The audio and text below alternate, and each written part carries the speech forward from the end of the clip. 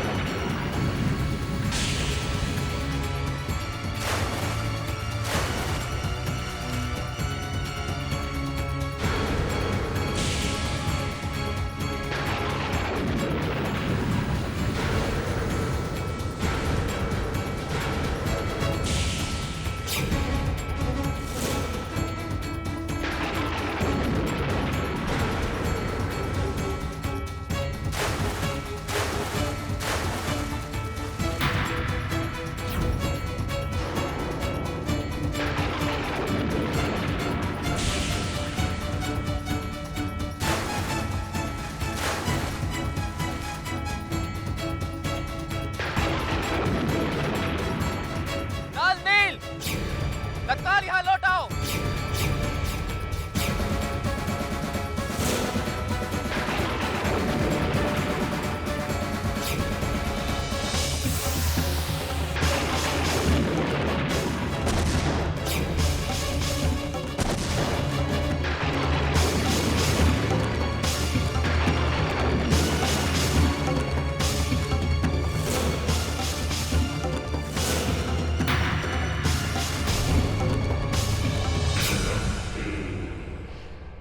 राम की सारी इच्छाएं, सारी आकांक्षाएं समुद्र में डूब गई। समुद्र पर सेतु बांधकर लंका पर आक्रमण करने का सपना देख रहा था। मैंने अपना पूरा बल और सामर्थ्य दांव पर लगा दिया है। चाहे वो कितना भी प्रयास कर ले महारानी, मैं समुद्र पर उसे सेतु नहीं बांधने दूंगा। परंतु यदि आप अभी भी सीता का... कभी नहीं महारानी, कभी नहीं।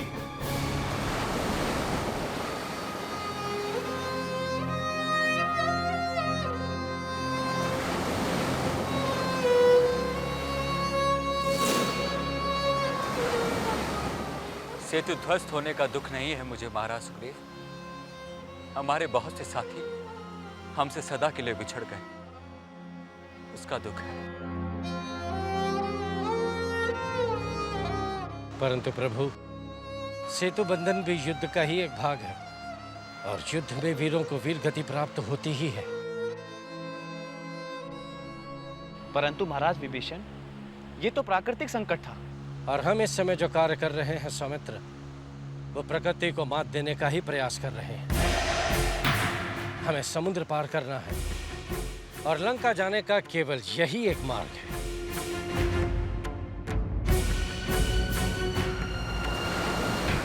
और हम इसी मार्ग से लंका जाएंगे। हम हर संकट का सामना करेंगे और असंभव को संभव कर दिखाएंगे। हम असंभव को संभव कर दिखाएंगे। हम फिर से सेतु बनाएंगे और लंका जाएंगे ही जाएंगे। महाराज सुग्रीव, ये किस जन्म का पुण्य जो आप सब मेरा साथ दे रहे हैं।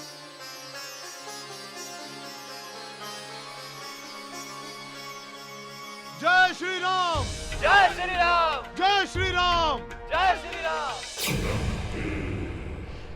भ्राताश्री, राम फिर से सेतु बनाने जा रहा है। हम फिर से उसके सेतु को ध्वस्त कर देंगे। वो सेतु बनाते बनाते थक जाएंगे पिताश्री, परंतु हम सेतु ध्वस्त करते नहीं थकेंगे। हम कभी नहीं थकेंगे पुत्र, हम कभी नहीं थकेंगे, क्योंकि ऐसा खेल खेलने में हमें आनंद की अनुभूति होती है। जब शत्रु के चेहरे पर निराशा छाती है, तब उस निराशा में हमें अपनी जीत का प्रतिबिंब दिखाई देता है।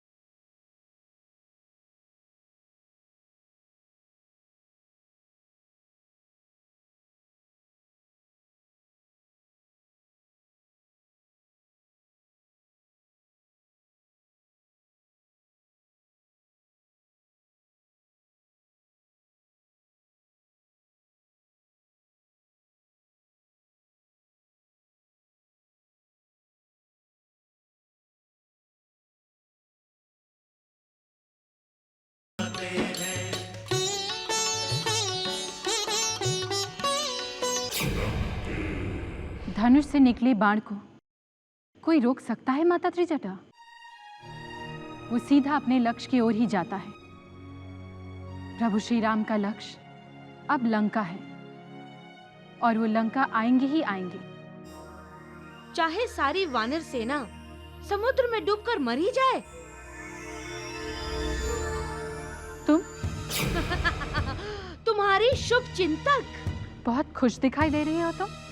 जब मेरा शत्रु दुखी होता है तब मैं खुश होती हूँ, और जब तुम्हारा शत्रु खुश होता है तब? मैं कभी अपने शत्रु को खुश होने ही नहीं देती। तुम कभी खुश नहीं रहोगी सीता। जीवन भर अशोक वाटिका के इस वृक्ष के नीचे बैठी रहोगी। यही तुम्हारा प्रारब्ध है सीता।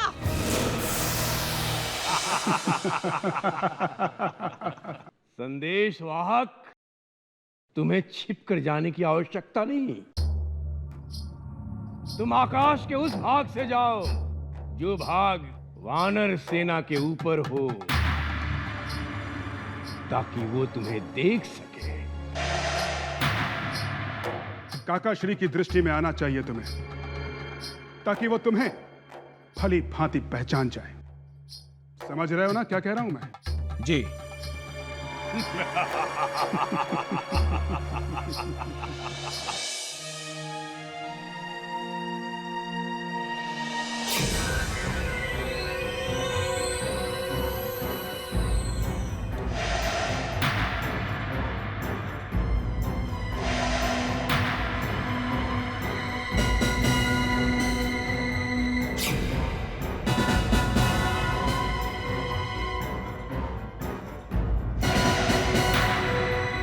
ये तो भ्राताश्री दशानन का संदेशवाहक है।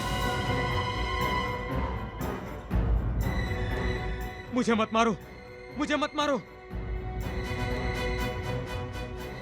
नीचे उतरो।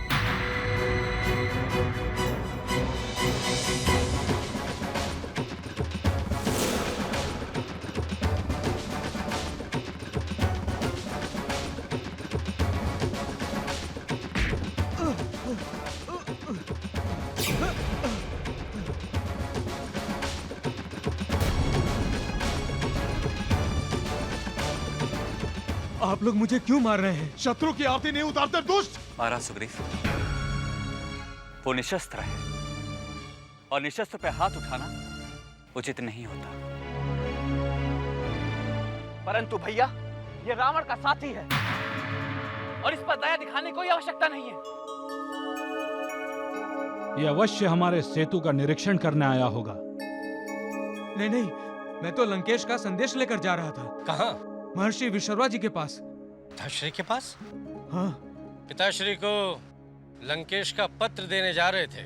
जी जी जी जी नहीं।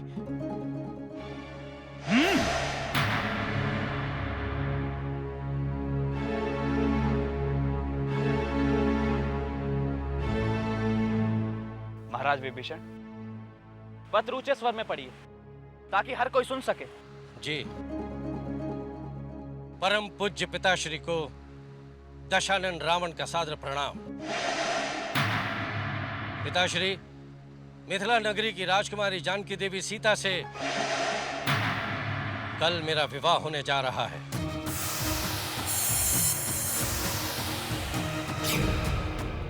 मेरी भाभी की तरह पूरी दृष्टि से देखने वाले की मैं आंखें फोड़ दूंगा भैया। संयम रखो लक्ष्मण।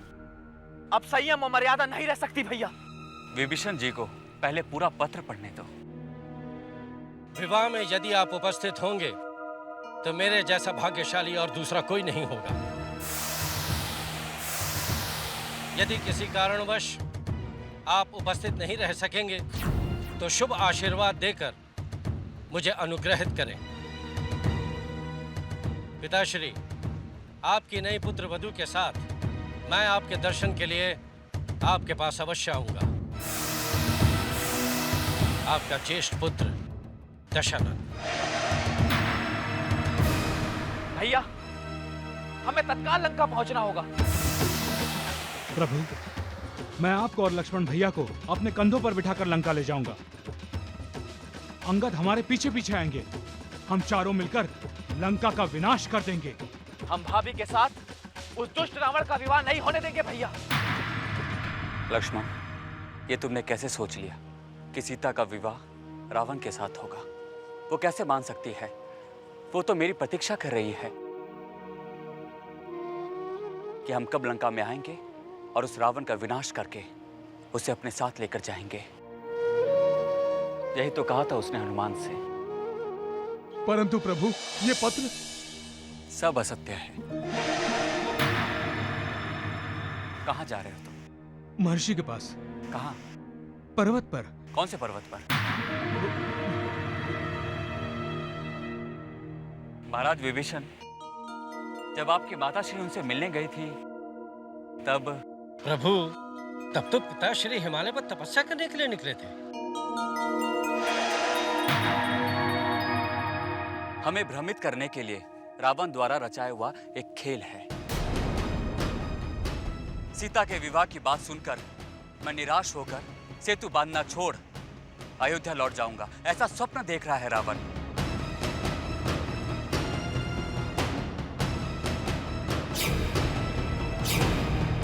लक्ष्मण, जाने दो इसे। रावण जब अपने संदेशवाहक को देखेगा तब उसका भ्रम टूट जाएगा। वो जान जाएगा कि राम सीता के साथ ही अयोध्या जाएगा, अकेला नहीं। युद्ध तब होगा जब समुद्र पर सेतु बनेगा। और सेतु हम बंधने नहीं देंगे। राम को अपनी वानर सेना पर बहुत विश्वास है, उसे तोड़ना होगा इंद्रजीत। तोड़ेंगे, हम उनके विश्वास को अवश्य तोड़ेंगे पिताश्री। जब सेतु टूट जाएगा पिताश्री, तो राम का विश्वास अपने आप टूट जाएगा। तो सेतु बनना ही नहीं चाहिए। सेतु के साथ साथ राम की आशाएं, आकांक्षाएं, उसका विश्वास, सब कुछ समुद्र में विसर्जित हो जाना चाहिए।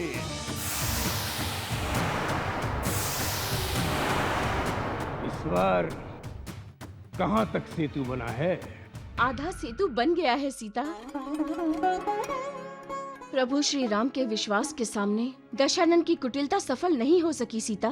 माता त्रिजटा, सीता, रघुनंदन के विश्वास ने मुझे नया बल दिया है। कितना विश्वास करते हैं वो मुझ पर। रघुनंदन की जगह कोई दूसरा होता तो दुष्ट रावण की कुटिल चाल में सहज ही फंस जाता। सत्य कह रही हो सीता। रघुनंदन राम एक आदर्श पुत्र हैं, आदर्श भ्राता हैं और एक आदर्श पति भी हैं। कहते हैं प्रेम और विश्वास विवाह नाम के रथ के 2 पहिए हैं। यदि एक भी पहिया डगमगा गया तो वैवाहिक जीवन का रथ भी डगमगा जाता है।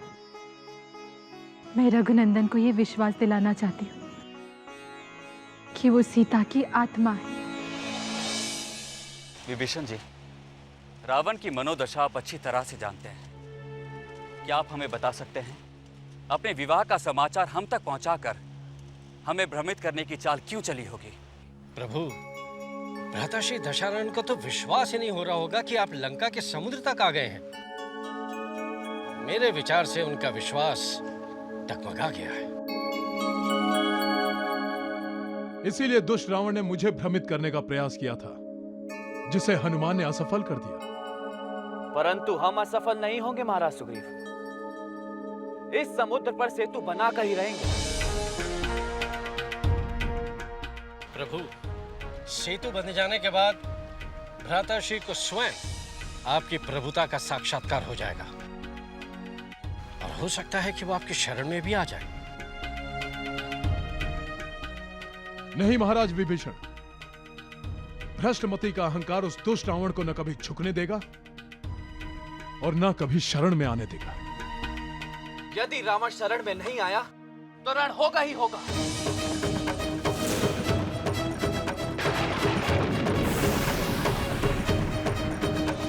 परंतु अब उसका कोई भी स्वप्न सत्य नहीं होगा। समुद्र पे सेतु बांधकर हम लंका अवश्य जाएंगे और इस लोक का अंतिम सत्य का साक्षात्कार उस रावण को कराएंगे। और वो सत्य है मृत्यु।